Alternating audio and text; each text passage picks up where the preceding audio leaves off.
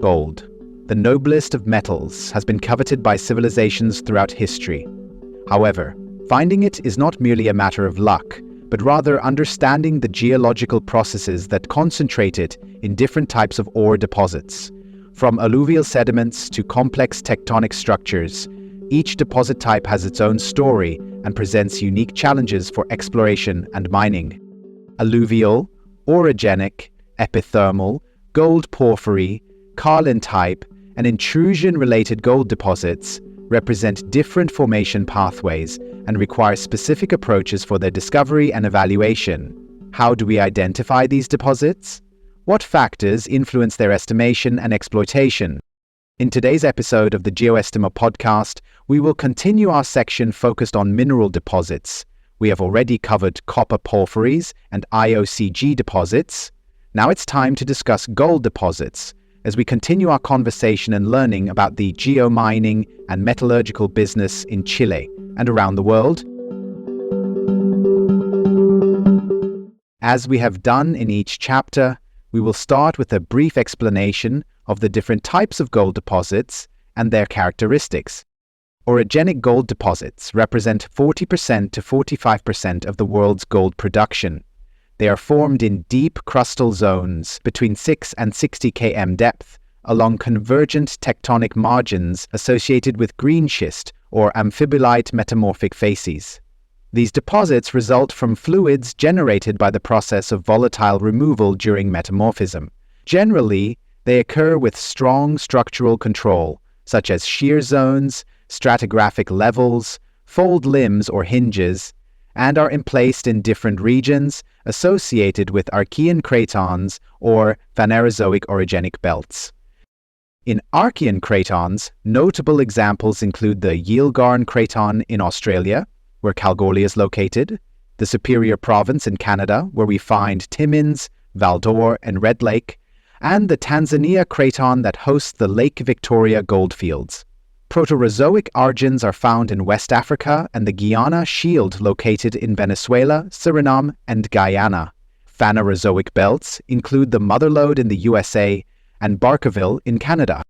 Epithermal and gold porphyry deposits represent 40% of the world's gold production and are associated with hydrothermal processes that develop in the upper part of the Earth's crust, less than 1.5 kilometers depth, where neutral hydrothermal fluids, low sulfidation, and acidic fluids, high sulfidation, reach temperatures between 50 Celsius degrees and 300 Celsius degrees. They typically form in magmatic arcs and volcanic environments and are characterized by the presence of gold and silver minerals in veins, breccias, irregular ore bodies, and porphyry-type intrusives hosted in volcanic rocks. Notable examples include Pueblo Viejo, Dominican Republic, Yanacocha, Peru, Pascualama, Chile, Argentina, and Cerro Vanguardia, Argentina. Other types of gold deposits are Carlin-type deposits associated with very fine-grained gold in sulfides, such as fine-grained pyrite or arsenopyrite, hosted in clastic sedimentary levels or limestones. In Chile's Atacama region, the Jeronimo deposit is located, and in Argentina's San Juan province, Gualcamayo is found. Other deposits of this type are in Nevada, United States. Intrusion-related deposits are emplaced within granitoid plutons as quartz veinlet systems generally, following structural patterns. An example of this deposit type is gramalote, located in the Antioquia region, Colombia.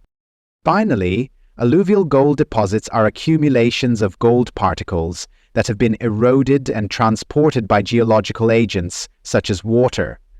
They form from the erosion of primary gold deposits, such as those mentioned above, and are common in areas where mature fluvial development exists, that is, meander development. The estimation of epithermal gold resources requires a standard procedure that begins with mapping lithology, weathering levels, and hydrothermal alteration zones, particularly argillic, phyllic, potassic, silification, and sulfation alteration zones. This is followed by the study of mineralization style, whether they are veins or irregular ore bodies, whose orientation, thickness, and continuity must be modeled to estimate the geometry and size of the deposit. In the case of porphyry deposits, the mineralized zones are sectorized around the intrusive bodies. Similar is the case for orogenic gold, as it begins with mapping shear and deformation zones, along with studying regional geological structures to understand the relationship between tectonic events and deposit formation. This is followed by the analysis of indicator minerals such as pyrite and arsenopyrite to identify zones with auriferous potential. Finally, the usual surface sampling and drilling procedures are conducted, followed by geological modeling. Among the three types of gold deposits, alluvial gold differs the most from the others. To estimate it, it is important to consider topography, geomorphology, basement identification, and the different alluvial facies, that is, silt, sand, and gravel levels, as well as analyzing the nature of the riverbed and flow vectors. We particularly focus on gravel distribution to identify favorable zones for gold accumulation. It is also important to evaluate the history of alluvial mining in the region, as this can provide relevant information.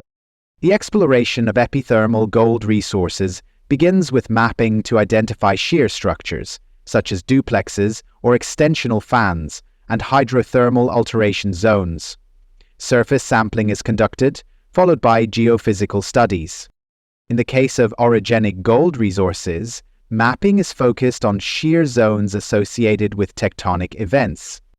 Finally, the exploration of alluvial gold resources involves mapping alluvial basins to identify geological characteristics such as auriferous gravel deposits and ancient river channels. Once these zones are identified, samples are taken to analyze the presence and concentration of gold. Seismic and electromagnetic surveys can also be used to map stratigraphic levels of interest. Let's talk now about the extraction methods of these deposits. For epithermal, gold porphyry, and orogenic gold deposits, mining operation involves rather selective mining, both open pit and underground.